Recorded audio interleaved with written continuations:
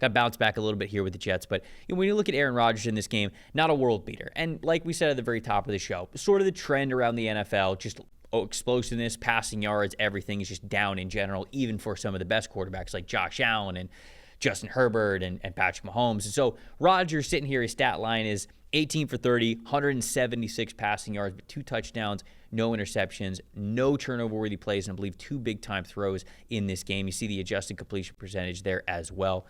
When you are watching Rodgers, it was a game that it felt like every throw, no matter what, was a tight window.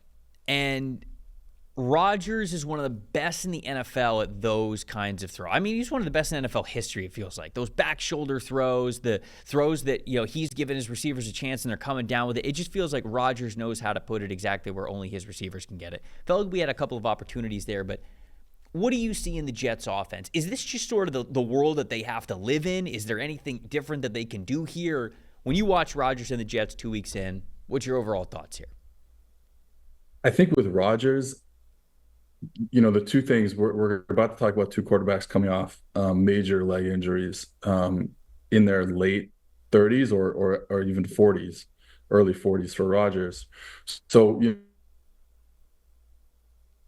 the question marks going to be like mobility. We'll see. You didn't look great in the 49ers game, maybe a little better in the Titans game. So that's an improvement. Same with Cousins, looked better last night. But I think with Rodgers and that offense, it's going to be about, we said it when he had his first MVP season with Matt LaFleur. Like, it was his second year in the offense. We saw this kind of power struggle play out on the field in terms of what they wanted to do on offense in the first year with LaFleur. And then the second year was like Rodgers just kind of being okay with letting LaFleur get him into good plays, get him open receivers, and then Rodgers will do the rest. We're seeing it so far with Nathaniel Hackett, and I know this is what people have talked about. This was the fear that people had, where it would be too much Rodgers in this offense and what they do on offense. And you can see it where they get to the line on third down and it is all Rodgers to make the audible, to make the check, to watch the defense. And what ends up happening is it's Aaron Rodgers.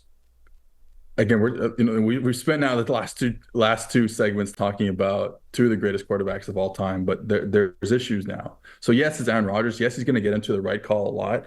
It's going to be mostly good. But at the same time, when you're up there calling audibles the whole time, you end up in a situation where your memory, you can't get to all, they have so many plays in the playbook, right? We've all seen NFL playbooks. We've all seen NFL verbiage. When you talk about Gruden and all those videos we see of Gruden talking about these long play calls and stuff and how big these NFL playbooks are. When you're at the line of scrimmage, and again, even though you're Aaron Rodgers, when you're at the line of scrimmage, your menu is so much shorter because you just can't recall all that information. Mm-hmm. So you end up falling back on your favorites. And eventually defenses get a tell. They run a lot of the same, 3 receiver concept, and it's all from Aaron Rodgers checking to it at the line of scrimmage in 2 games. They run it 5 or 6 times in 2 games. That's a lot for an NFL offense, especially out of the same formation. So they'll get away with it a lot because of the talent. And I think that's where this give and take is, where I don't know how it ends up, is because there's so much talent, because Garrett Wilson generally gets open a lot, because, even though we didn't see him in week 1, Mike Williams is a hell of a receiver, right? Because that offensive line got so much better, adding Tyron Smith and Morgan Moses, and even the guy that I really like in John Simpson at guard, and hopefully getting a full year from Vera Tucker, that offensive line is so much better. Breece Hall is just an amazing player. So there's so much talent, but what you end up in is a lot of one-on-ones. Aaron Rodgers believes he can, like you said, he can throw these tight coverage play balls a lot, and they'll get away with it because of the talent they have a receiver. I just wonder if there's enough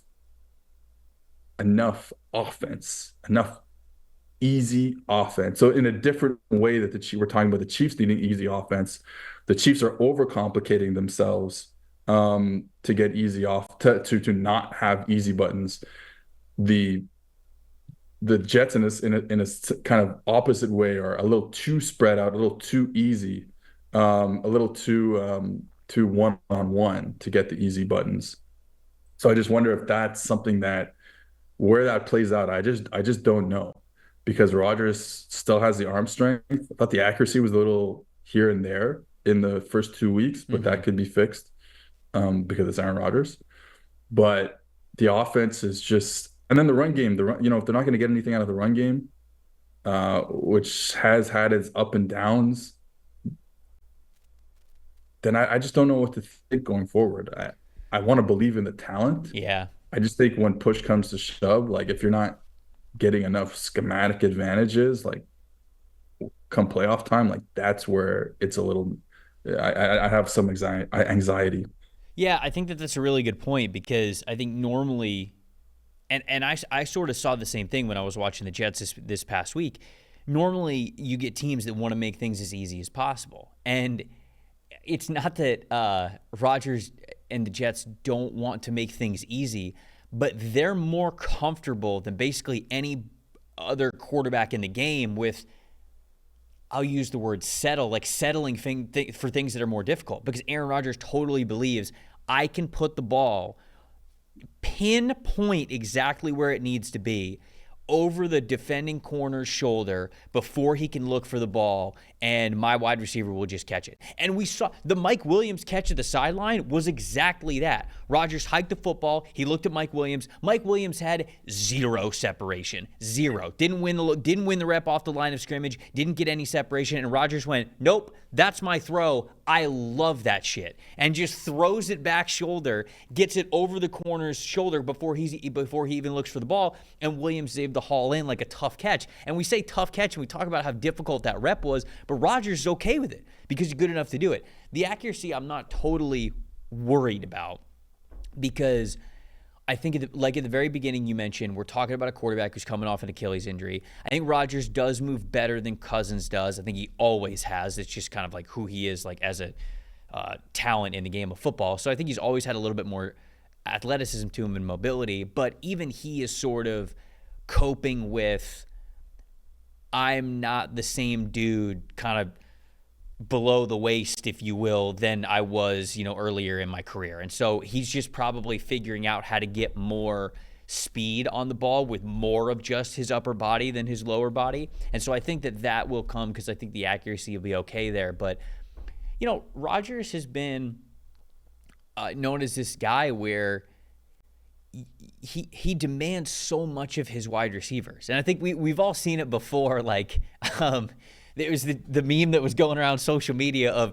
Rodgers just staring into the camera, but you could tell like he's looking at his wide receiver, and the joke that was going around was like, why is bro looking at me like I threw the interception? And he's just looking at the wide receiver as if like he's the one who messed up, but like Rodgers has so much demand on his receivers, and I think we've seen that with the frustrations with Garrett Wilson at times, whether it's been like in the preseason or training camp or whatever. It's because you need to be in your exact spot, and Rodgers will get on you if you are not. So it is an offense that is totally predicated around Rodgers basically telling his wide receivers, I know you maybe think you're not open, but I think you're open here. So I just need you to do this, and even if you're a little bit uncomfortable with it, turn around. The ball is going to be exactly where it needs to be. And I think that chemistry is going to take a little bit of time. Now, I don't think it gets easier.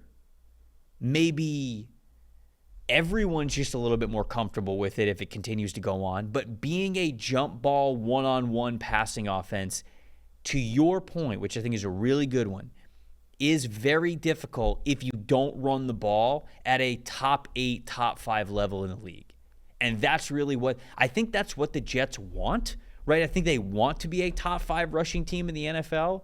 But if they are not, then all of a sudden demanding that we hit more of these one-on-one jump balls and one-on-one opportunities does sort of become a difficult ask for this offense.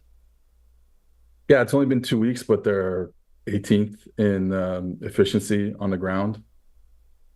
Like they're losing a lot of yards. You know what I mean? They're going backwards generally on the ground, so that needs to be fixed. They're going to get explosive plays because of the running back, but that needs to be fixed. I just think it feels a little too basic, the run game, and I guess that's what we're saying overall about this offense, but it definitely feels a bit too basic. Outside zone duo, that's about it. That's all I do. Don't really pull anybody. And it's like, well, maybe we should get into that stuff. Maybe we should help I find like we had this the Shanahan renaissance in like 2017 when you have like McVay and Shanahan like having good offenses at the same time. Outside zone, like you said, outside zone, mid zone, like just get the ball, stretch it. And it just feels like more and more like outside zone is still the number one play, but it feels like more teams are getting off of that a bit just to run more stuff. Like at the end of the day, you just got to want to run more stuff. And obviously the Jets just aren't doing that as much, but we'll see. I'm not ready I'm okay with this offense, the running game so far. Would like to see a tick more efficiency. But yeah, I agree with you. There's just a lot of like, they threw the Breece Hall touchdown on a 9 route. It's like, yeah, it worked. It's a good matchup. Breece Hall versus a linebacker down the sideline. It's just like, it's still not a very efficient throw. Rodgers makes it efficient, but he has throughout his career. He threw they had an RPO on. They were running the ball to the right, and he had a single receiver to the left. I think it was Garrett Wilson. And the Titans played cover 2 and basically had 2 guys over there on Garrett Wilson. And this wasn't a pass concept, right? This was a run with a 1 go route attached to it against 2 DBs, a corner who was low and a safety who was over the top. And like I said, because it wasn't a full pass concept, there was no other routes to take that safety's attention. And what does Rodgers do? He pulls the ball and he throws basically a back shoulder against cover 2 in the hole, but and he kind of almost got it there. But it's like that's madness. Like that's crazy. No one else I don't think I've ever heard of anyone else doing that. I've never seen it before. Right. So it's like he is going to be the one who runs this whole operation, and for good and for bad. And 1-1, Titans team was probably not going to be very good this year, but 1-1, I guess we'll see where it goes. Yeah. Again, watching that game, it felt like, to your point, if they're going to win, it's going to be through Rodgers. And it's going to look really difficult. I don't know how many easy games that they're going to have, which, if you're a Jets fan, I think you're going to sweat out a lot of games this year. Not to say you won't win a lot of games this year. They're talented. Right. They're so talented. But it's the thing of like, they're going to make it look difficult for you. It feels a little bit like when Rodgers was with the Pack, and it's not totally a apples for apples comparison, but like it feels, the passing game at least, like when it was just Rodgers and Devontae those last couple of years in Green Bay, where he was just like, I am force feeding this guy the football. Is Garrett Wilson capable of running the Devontae Adams role in Aaron Rodgers' head? I think that's the big question kind of that we're answering throughout this season.